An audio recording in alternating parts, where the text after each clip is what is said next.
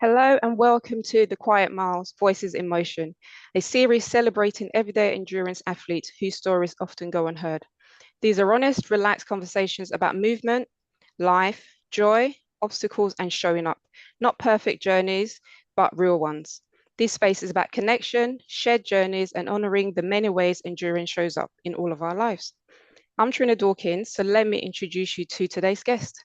So this is Sarah Longstaff. So actually, Sarah and I met last year. Actually, it feels such a long time ago, but we met last year as we are both part of the Altra and Boldli She Runs Free team, which is about a group of women raising awareness about safety in running, allowing us to run free and safely. But besides that, Sarah is an adventurer. She takes part in lots of small runs and also lots of very long runs, as I found out while I was doing some snooping around. So let me introduce you to Sarah. Hi, Sarah. Thanks for joining me today. Hi, Trina. Thanks for having me on. Thank you so much. I know it's been a busy, obviously we're in January, but it's been a busy few months and year for you. But as I touched on She Runs Free, do you want to just tell us a little bit about how you became part of the She Runs Free team? Yeah, so it wasn't planned. So I already had a place in Kielder Marathon, and I saw the application come out. And I'm someone that's very passionate about being quite vocal about female safety in running and how annoyed I get by it. I thought, I'm just going to apply. Why not? I'm already vocal about it.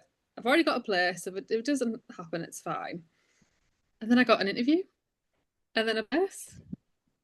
And it was very much imposter syndrome, like, oh, I don't feel like I should be here. Like, I know I can run and I'm a runner. Yeah. But it was more like I don't know, it just felt strange. Like, I'm used to being vocal about things, but then being Hmm. vocal on a bigger platform, and Yeah. it just felt a bit strange. But it was amazing. The team's amazing. It was a great experience. Kielder was amazing. It was just fantastic. Tell us a little bit, was that your first time running Kilda Marathon?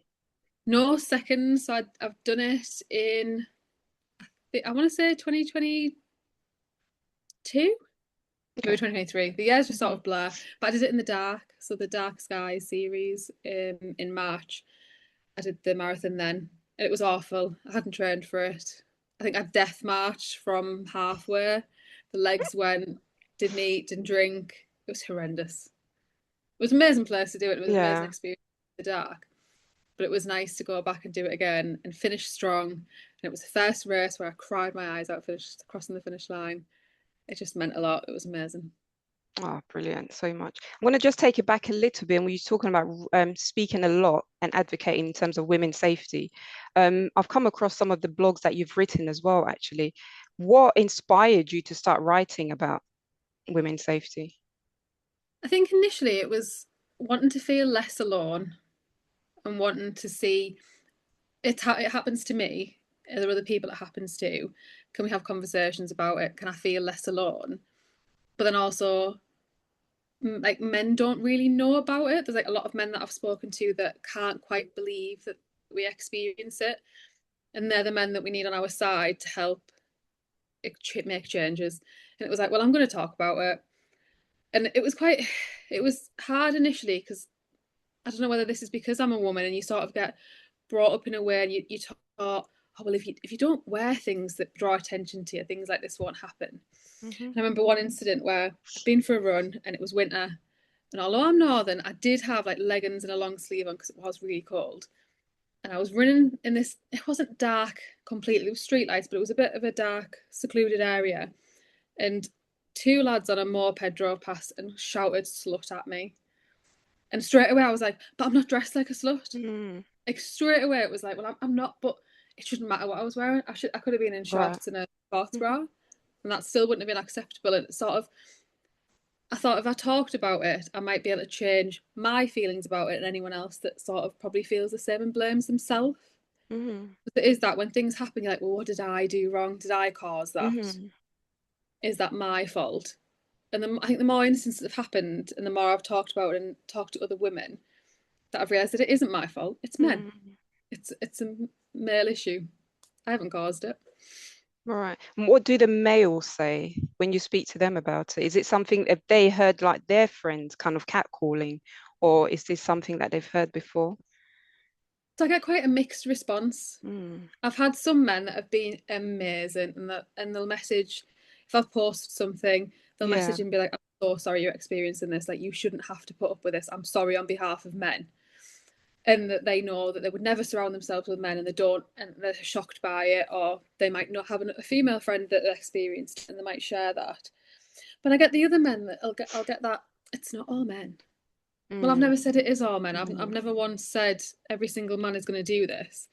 I'm just complaining, or I'm voicing my opinion on something that's happened in my experiences. And my experiences is it's always a man. mm, I'm not saying it's all men. And then you get those men where, like, I think the worst thing that's ever happened to me, well, I was running in Cornwall on the at the course path on my own, and a man exposed himself, middle of nowhere, and he was with his friend, and his friend told him to pack it in. You're like, what? And like, it was awful. I changed my run, so like I was mm, near a village. I was on the coast path, but near a village. So I changed my run to go into the village to then, because in those moments you're so alone, you just don't know yeah, what to do. And I remember posting about it, and the comments that I got were more, "Oh well, it was just a laugh. It was funny. Oh, was it big?" And all like, and I'm like, why is this? That should never be the narrative if yeah, something like this is shared. So it is quite mixed from men. It's mm. interesting, but it does help you like remove people from your social media that Oh, when absolutely. when Block. yeah, don't want you to follow me anymore. Please leave. Right. Oh, it's such a shame, yeah, because I've always said the same thing. It's like about educating people, but often people don't want to listen. They're quite quick to respond to say, well, whatever it is that they say is not what you're expecting to hear from them, which No. is disappointing. But well, we'll still have a very long way to go, don't we, in that sense? And you run a lot on your own, don't you? You do a lot of solo runs. Has that ever put you off kind of wanting to run on your own? Sometimes I'm quite stubborn, and I very much have the opinion, but why shouldn't I run on my own? Men don't have Agreed. to have that worry. Hmm. So I've got that. But some instances have happened to me when there's loads of people around. So would running on with someone else really impact that? So when I was training for Kielder, I got followed home. But Hmm. it was like the middle of the day. I was in the town centre and that happened. So would being with someone else made a difference? And I do run with other people. And I would never go and put myself in a situation where I run in the middle of nowhere. So we've got like Mm. some country parks where I live. I wouldn't go there in a night. Like absolutely no chance. Yeah. I do stick to very much like when I'm running in the dark, it's very much well lit, Hmm. well populated areas, but things still So happen. you do all the right things. Yeah. Yeah, Yeah. and I still get beeped at. I got followed Mhm. home. It was the middle of the day. I have my live location shared with my family, so at any point they know where I am. I think the only place I would ever feel totally safe running on my own and not worry is probably in the Lake District. Mm. Never had any, never felt unsafe once there. Yet everywhere else, just because I do it, I still feel very unsafe on Yeah. every run. You're constantly on like high alert. It's that, Hmm. who's that over there? Walking past a group, you run past a group of people that are walking past, and you're like, oh, who is anyone else around me? If something happens now, is someone nearby? It's not just a nice chilled run. Yeah. And it's like we do not want this to stop us from running because we have we want to run just like everybody Yeah. else. So it's just being like you say, just being mindful. And we do everything that we need to do to stay safe. We just need other people not to do stuff. Um, Yeah, I think I yeah. do find that really frustrating. So if I've ever voiced things, I'll often get back, we'll run with someone else. What were you wearing? Maybe change what you Mm. wear, change your routes. And I sort of get annoyed by the safety things now Mm. because although we have to do it to be safe, I get so annoyed because I'm like, why should I? Yeah. I just want to go for a run. Like one thing that really hit me, I saw on social media not too long ago that a man had posted, if I want to avoid people talking to me on my run, I run with no top on because people won't even look at me with no top on. Like they don't even give me eye contact. Yet if I was to go and run in just a sports bra, it would be 10 times what you Right. experience. I was just like, that's mental to think that men have the total opposite. Mhm. Uh, it just frustrates me so much. It is.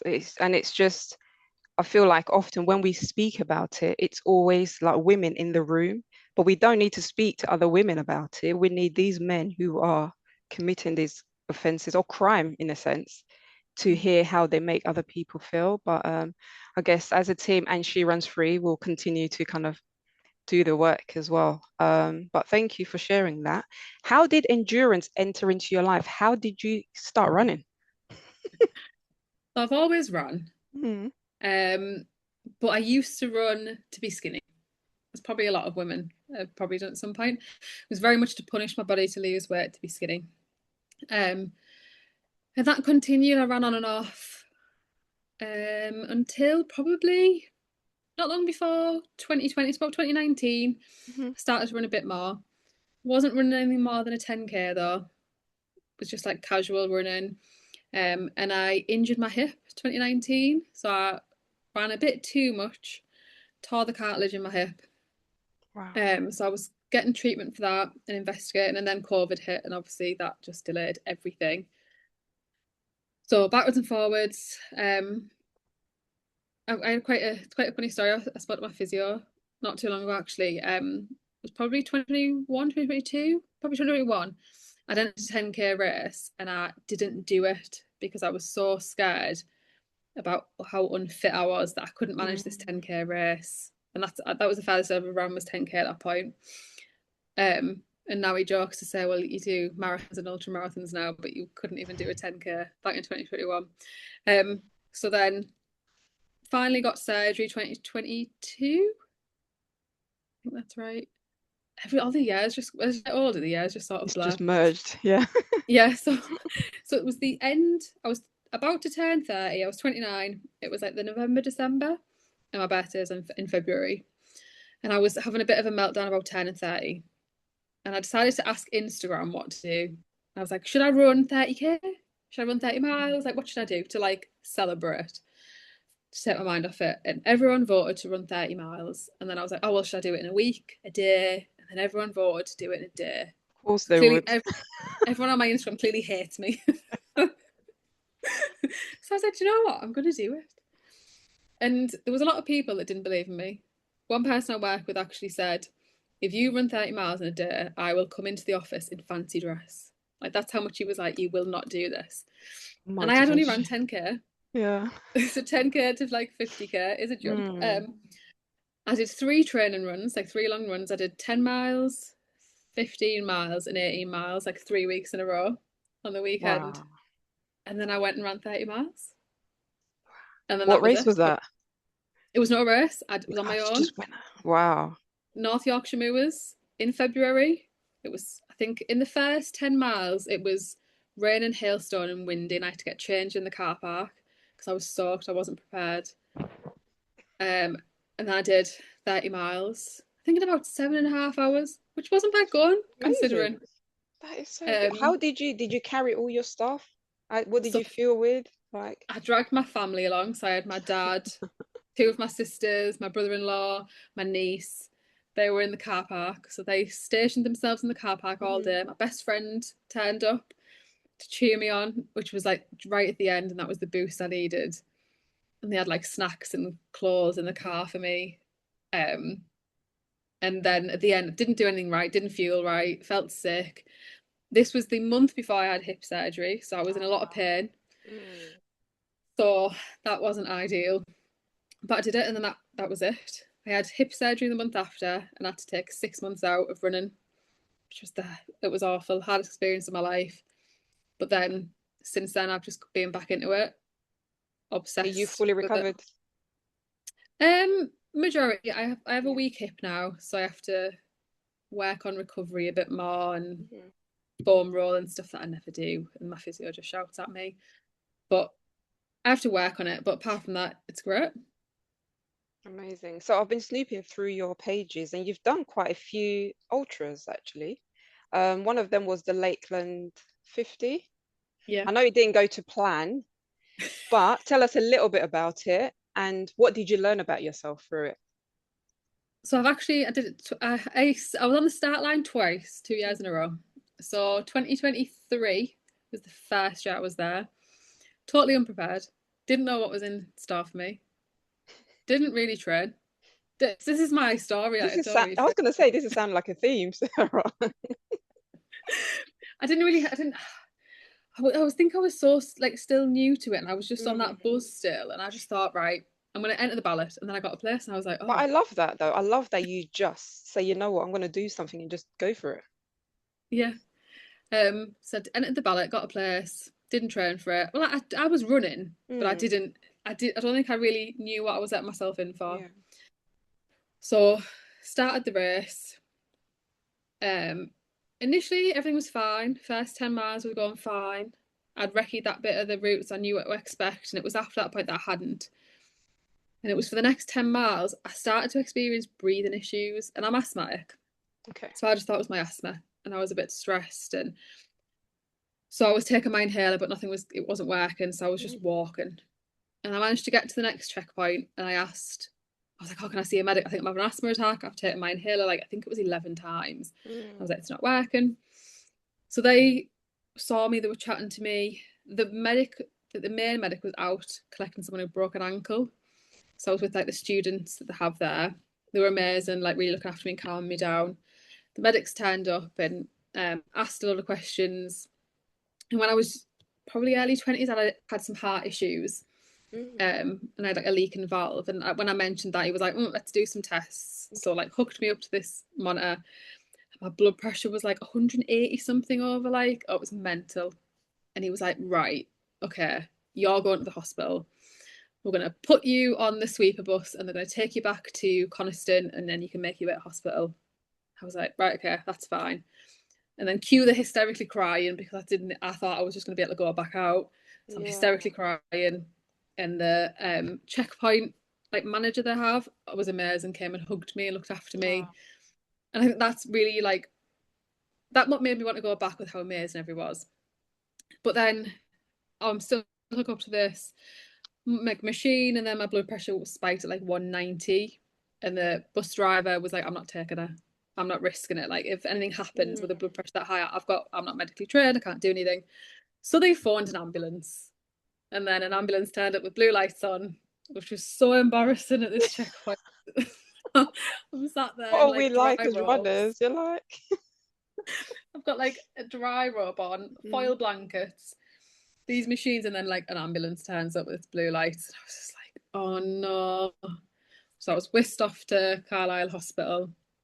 And it was really stupid. I had low B12. So my body couldn't carry enough oxygenated blood around, so I sure. couldn't breathe properly. So all of that drama of a low B12. So I now get B12 injections every 6 months. So I'm fine. But then That's I was good. like, it was unfinished business then. I was like, I have to go, I have to finish.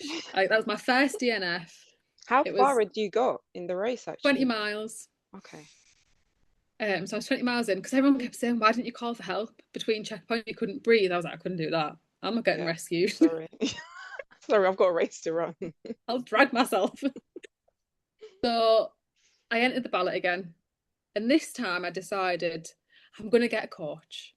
Mm. I'm going to train. I'm going to do this properly. So I got a coach in the Lakes called Paul Wilson, summer ultra coaching. Mm. So I was like, right, he's finished at Lords. We chatted, like we gelled. I was like, right, I'm doing this. So he got me back running in the lakes. I went and did the two valleys. Oh So I was like, I yeah. need to go to the Yeah. lakes and finish a race. I need to get like the DNF out my head. So I went and did that, and it felt amazing to finish a race there. And I was like, right, I can do this. So I spent the rest training. I think in between this, I did have a place in the Arc of Attrition 50. Mm. So again, I'd been down and helped like volunteer on it 1 year. Really loved it. I love Cornwall. Got I had a knee injury that I ignored, and I went and did it 5 miles in, DNF'd. Oh.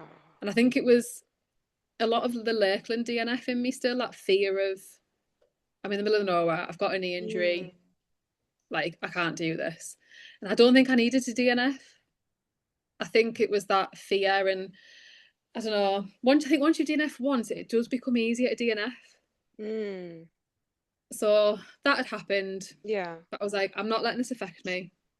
I'd been a little bit before in the start of the January. I'd been in hospital. I wasn't very well with stomach issues, so I should never have gone. But I just thought, well, I've got a place. What's the harm? Might as well go and So I get try. to the start, I'll give it a go. Yeah. Yeah, I did 5 miles. 5 out of 50. That's fine. But then I spent the summer before Lakeland out on course doing I'd covered the Mm. full course. I knew it Wow. all. I was working on everything. I was feeling better. I was like, right, I've trained. I can do this. Hmm.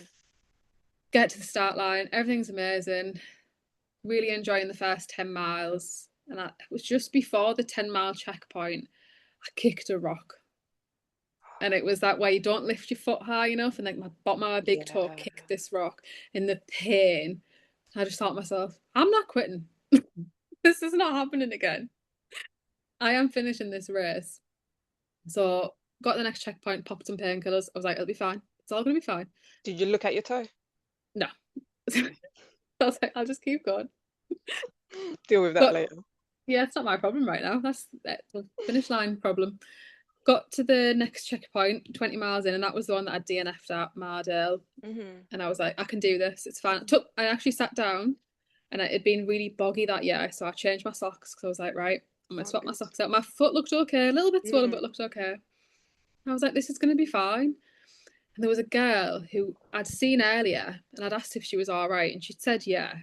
And she came at the checkpoint crying her Hmm. eyes out. Oh. So I'd gone over to see if she was okay, and she was just like, I can't do this, I can't do this. And I was like, no, you can. Like, you're fine. So like I sort of bundled her with me, took her off like the volunteer, and he was like, yeah, you're gonna do it, it's fine. And we like headed off. And I don't know if you've ever done Lakeland or know much about the route, but the No. coming out of that checkpoint is horrendous. It's so steep of a climb. And we were like going up, and we collected another girl on the way. We were going up, and then we managed to collect someone else. We got like another man that joined. We had this little gang, and we were debating the north-south divide of who was better. Was it Mm. Oh, northerners or southerners? wow. Obviously, as you do.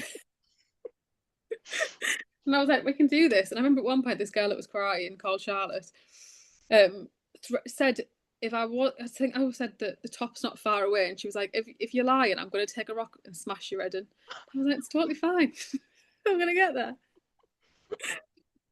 And I was like, this is such a lovely experience. And we found another person. So then there was like 5 of us, but then we lost the other girl. There was only 4 of us, Hmm. but we stayed together for that full race. Oh, that's amazing. And I think at various points where it was my first experience of sleep deprivation weren't there. I thought there was a campfire at Mm. one point. They weren't there. That was planned.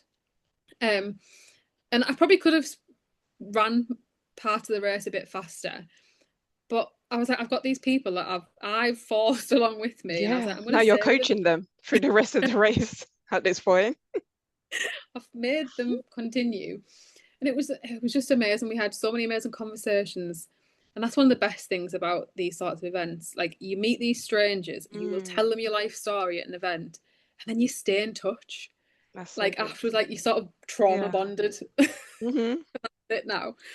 And we crossed that finish line together as those 4 of us. We crossed it, and we got a photo at the end together. And it was, although it wasn't what I wanted in terms of time or anything like that, it was one of the best experiences I've ever had, because I got to spend this time with these 4 amazing people initially, and then finished with these 3, and it was just fantastic. And to see that these sort of event where it's not like, yes, there is some really fit people that absolutely Hmm. like smash it and like get amazing times, but then there's the other end of the race where there's these people that are going for longer, and they're putting their all into it, and they're not always that fit, but they're committed to it. And it was just amazing to like, it was unreal. Oh, I love that. And I suppose if at any point you felt like, oh my gosh, I can't do this, you have to take that out of your mind now because you've got all these other people now. You're not even thinking Brought about them along. yourself anymore. You're thinking about them at this point. It's just like, yeah, we need to finish this. I love that. And I would So, like to go back and like mm, do a better time, because after that I did spend 6 weeks in a moon boot, so I had damaged my foot, which oh, wasn't ideal. Uh, really? yeah. I thought So they I would just lost a big toenail or something. Well, I Was did it lose a bad? few toenails, but no, I damaged the sesamoid bone underneath my big toe. Oh wow. So it was even more. It was great that I finished. I remember my coach came out on the course, and I was saying to him, "Oh, like my foot's hurt," and he's like, "You're taking painkillers." I was like, "Yes." Every 4 hours, religiously. It's fine. And I would like to Oh. go back and do it Hmm. again and get a better time, but I'm not in any rush to. Like I Sure. went back and finished it, and that's what I That's wanted. good. Yeah. I had an amazing experience. Hmm. I would like to go back and do better, but there's time. It's not Time. going That race anywhere. will always But be there, won't it? yeah. Yeah, definitely. What keeps you moving on like hard days when, especially when you're training for an event or a race, what keeps you kind of going when you don't feel like training? Um, it Or do you have varies. those hard days? Or Oh yeah. yeah. Like people often say to me, "How do you stay so motivated?" And I'm like, I'm Mm, not. Like there's some days where I get in from work and I work a full-time job and I'm in an mm, office, so I sit down all day and I'll finish work and the last thing I want to do is get up and go for a run. mm, But I'll promise myself, I'm like, right, you might be feeling really rubbish, but if you go for 10 minutes and if you still feel rubbish, come on. And 9 times out of 10 you don't, and you feel right. amazing and you can continue. And I've got this little like charm thing on my garment that has "you can do hard things" written on it. Ah, I like that. And I often use that and I'm like, oh, I know I can do it. It's fine. I've done some really hard things. And a lot of it comes down to being stubborn. Like I want to, and I like to prove other Mm, people wrong. If someone says you can't do it, I will definitely be doing that. I will show you. I'll do I it will def twice. yeah. No, I love that because often people say, oh yeah, because they always say about motivation, but often it's not even motivation, it's about that discipline, isn't it? Because Yeah, and I think, motivation goes out the window pretty yeah, quickly. and having good goals helps. Mm, So I like to have goals. And I think, like I always say, running saved me in a way. So before I found like ultra running and endurance stuff, I was still very much in that mindset of needing to be skinny. And mm, I'd skip meals, I'd starve myself, and I spent years with the disordered eating. And you can't do that and do this sort of thing. Like it just doesn't work. And mm, I struggle now in a sense of fueling for runs, but it's not that I don't want to eat. I forget. I'll go for a run and I just run. And then I'm like, oh, I probably should mm, have had a gel on that, or I probably should have eaten a bit more. But it stopped that whole punishment of my body. And now mm, I train for performance, not to be skinny. mm. Like, yes, every female wants to look good in a sense of like everyone wants to feel good about themselves, Yeah. but it's not so much about being skinny anymore. It's about being proud of myself and like enjoying exercise, doing it because I want to do it, and just having fun with it. Brilliant. What would you say has surprised you the most in your kind of like your running journey? Would you say it's kind of how you feel about your body now, or is there more to it? I think so. And I still have days where I think, Mm, oh, I'd be faster if I was skinnier. And you look at these like elites and they have like a lot of them have a typical like shape. hmm. Or I might see a photo from a race and think, oh my God, do my legs really look that fat? Or, oh, look at the cellulite. But I'm like, but why? You like ran a marathon. But like, if that photo's from a marathon, you've just ran a marathon. How many people have done that? Right. What's the percentage of people in the world that have run a marathon Yeah, or an ultra? It's probably even yeah. less. Yeah. And I think what doesn't help is social media. And I remember I did the UK Ultra South Downs 50K, which was Mm, my first official ultra. yeah. And I remember posting a photo on Twitter and someone commenting about the size of my legs and calling them tree trunks. And I think like stuff like that, it'll always get to me, I think, but less Mm, so because I'm like, well, you go and run a 50K. right. Like, what are you doing sat on Twitter calling a Hmm. girl with fat legs? Like, I don't Yeah, understand. exactly. And I It's think true. it's made me more accepting of Hmm. myself. And I might never get to a point where I love myself, like my fit, like how I look, but I'm proud of myself. Hmm. And every time I get a new achievement and do something new, even something as simple as getting a PB at parkrun, and I look at the like video, my first thought was, oh, I look a bit fat, and that I'm like, oh my God, just shut up. You've just ran a PB that you would never have imagined in your life getting like a 5K that time. I think that really surprised me. I don't think I'd ever get to the point where like I'd post photos where I'm sweaty and where I Mm. think previously I'd have been, oh, I need to edit that. I look fat. Oh, I've got cellulite. I can't post that. So whereas now I'm just like, It Yeah, is it's what it that is. mindset shift, isn't it? But is there something that helped you with that, or do you think it's just come just from you kind of challenging and pushing yourself? I think it was just from more, it's that initial thing of when you can't behave the way you used to behave and then run Mm. this sort of stuff. And that over time it's slowly like, oh well actually, do you know what? It doesn't matter if you weigh a bit more than you used to, or it doesn't matter if you're in a bigger clothes size. Because throughout this journey I've been different sizes and I've Mm. achieved amazing things in all different sizes. So there's no like correlation. It's not like, Yeah. oh well, if I'm a bit skinnier I'll be faster. If I'm a bit Hmm. skinnier I might be able to run further. Like it's my weight fluctuates, and it's been, I think that's helped. It's been like, well actually, you've proven to yourself it doesn't matter how big your Hmm. legs are or Yeah. how much weight you carry or what size you are. And I think the one thing that hit me recently was one of my friends. I've been friends with him since college, Hmm. a very long time, and I forced him to do his first park run Nice. over Christmas, and he's wanting to get fit. And I was like, oh, like come to park run. I'm Hmm. obsessed with it now. I was like, come along. And he came down at the one, and it was snowing. It was like a blizzard. Um, and we ran, and I didn't run with him. He was like behind me, and our park was like an out and back. Okay. And I remember turning around and coming back. And as I was coming on the back, we passed each other.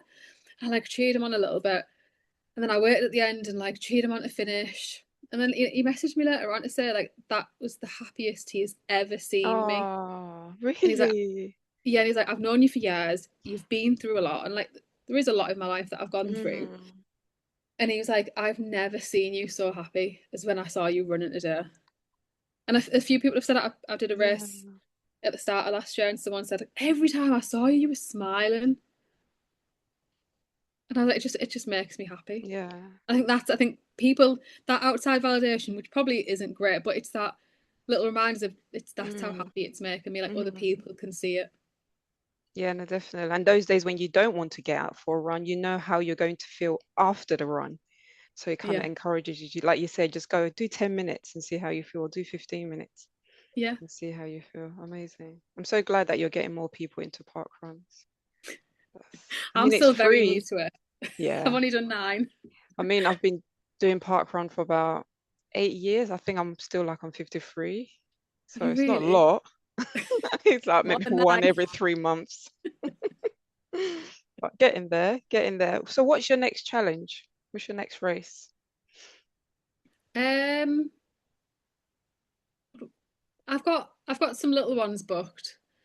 More like I've got a 10K booked for March, in Alnwick, but that's with one of my best friends. She's training Hmm. for London Landmarks half. Nice. Are you So I've running that as booked a well? 10K with her too. Yeah. Nice. And then so doing that, and then I've got a half marathon booked. They're all just like little ones. Like I haven't got any big stuff this year. Mhm. I've got a 6 hour challenge, which is one of those like looped races where you do as many Okay. loops as you can. Oh, I do like that. I've never done Is one that in the before. summer? Yes, Okay. never done it before. Never done it. I'm concerned about the fact that it'd be really easy to quit. So I think it's gonna be a good Oh, mental. okay. Yeah.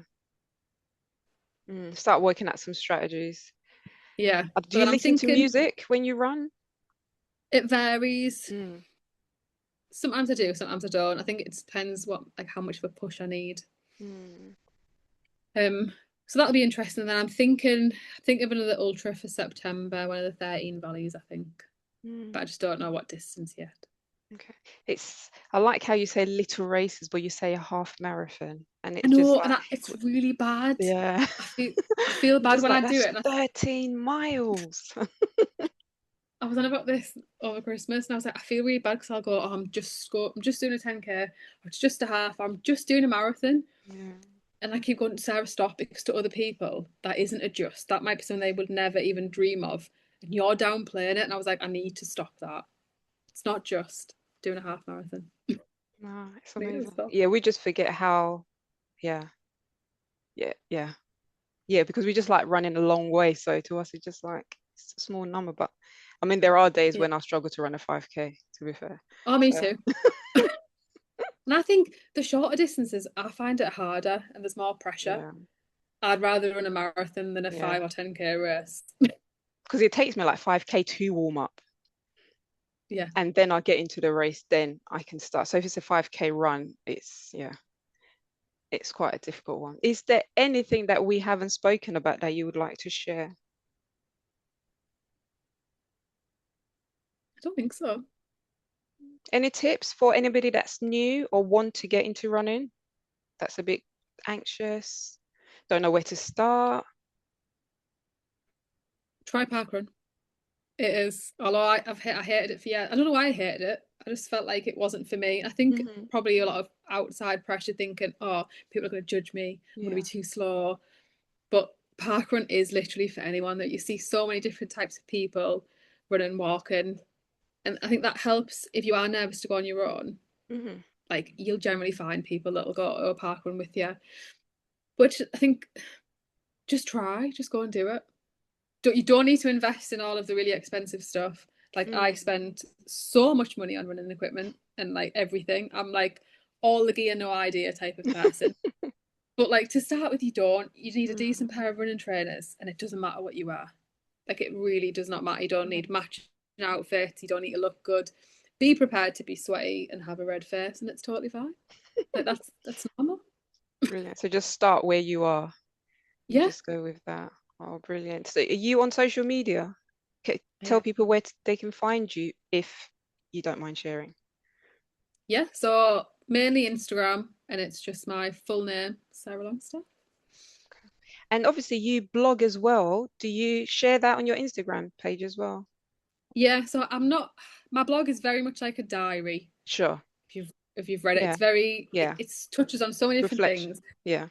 and I pick it up and put it down. And it depends what else I've got going on in my life, but Mhm. yeah, I share it on there. And there's some raw posts on there. There's some Yeah. quite um like there's a bit of a one. There is a post around suicide and Yeah. my like experience with that and what I've been through and like that whole journey. And I think I love sharing things like I don't love sharing things like that, but I do in a Mm. way because if if I couldn't help someone feel less alone, that's what I probably would have needed through all those times. So it's a Yeah. lot of random thoughts Mm. on anything and everything.